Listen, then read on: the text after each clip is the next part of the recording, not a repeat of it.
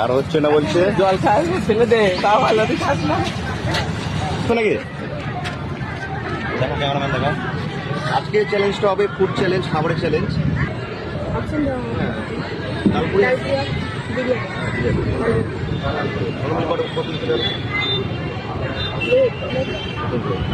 পার প্লেটের জন্য 50 টাকা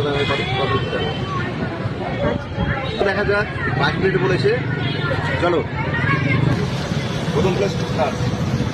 টাইমিং নাই তো কোনো দেখা যাক কতটা খেতে পারে 5 প্লেট বলছে 5 প্লেটে এক্সট্রা বেশি খেতেও পারে আপনি তাড়াতাড়ি কিনেছে আর দেখা যাক